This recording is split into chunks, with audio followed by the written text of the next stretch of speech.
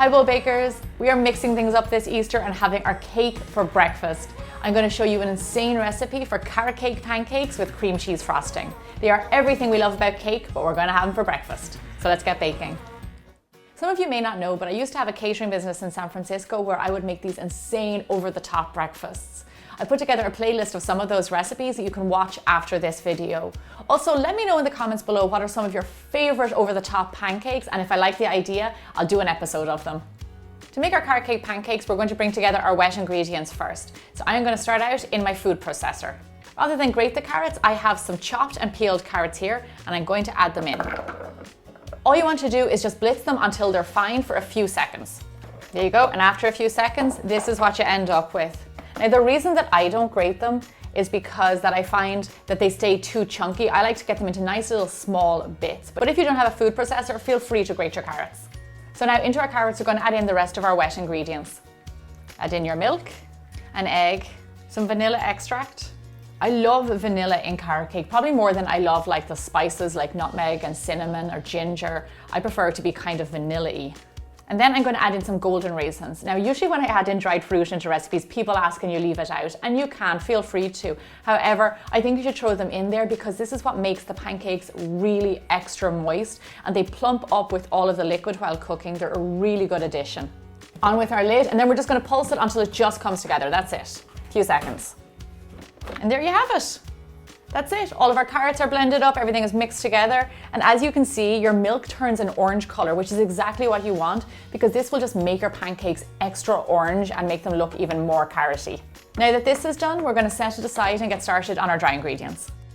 You always want a large bowl for mixing pancakes because they just come out a lot better. We're going to add in our flour, brown sugar, salt, baking powder, and cinnamon. And then we're going to mix them all together really well.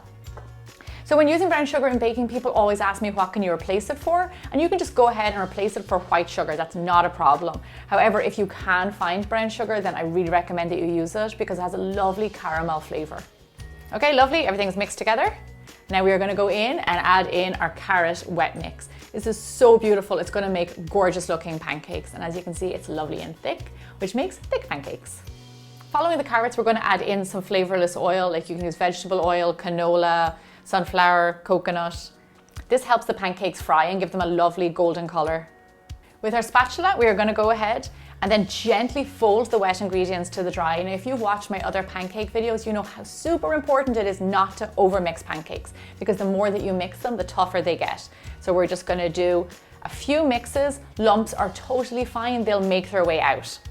And there you have it, a beautiful carrot cake pancake batter ready to be fried off. You can see it's lovely and thick. Right now, we are going to go light our griddle and fry these guys off. If you want successful pancakes, when it comes to the cooking, there's two very important things to remember. What kind of pan you use. I'm using non-stick, but you can use cast iron. And the other thing is heat. You want a nice, even, medium heat. You don't want heat going up and down, high and low. You want to have it at a medium heat before you put on your pancakes, and that will give you beautiful, thick pancakes. When the heat in your pan is ready, I take my trusty butter paper, you know I like to hang on to these guys, and I just run it in the pan. Just a nice, light bit of butter. You don't need too much butter. And then scoop on your pancake mix. Once you put your pancake batter on there, do not touch your batter. Just leave it be, let it find its own way. It'll spread out a little bit. You don't need to spread it out because the more you spread it out, the thinner your pancake will be in the end. So just let it hang out and do its thing. A great tool I always have in my kitchen is a super thin spatula. This is fantastic for making pancakes because it slides right underneath and you can flip it over. It doesn't dent your pancakes. After a few minutes on the pan, you will see all of these bubbles forming on top of your pancake. These bubbles are super important because I call them pancake pillars. They hold up your pancake. And if you see around the edge, it starts to turn a different color. So now we know it's ready to flip. Oh, look at that beautiful color. Check that out. I love flipping over pancakes. It's the best part. It's really lovely. Now on this side, it only takes around 2 minutes to cook, way less time than the other side. So we're just gonna let it sit here and hang out. Before you take your pancake off the pan, if you want to double check if it's cooked, give it a little press in the middle, and if it's firm, it's done. Now continue cooking the rest of your batter, and if you want to keep them warm while you're cooking off the rest of your pancakes, just cover them in some tin foil and pop them in a low oven. Check it out, a stack of warm carrot cake pancakes. It does not get much better than this.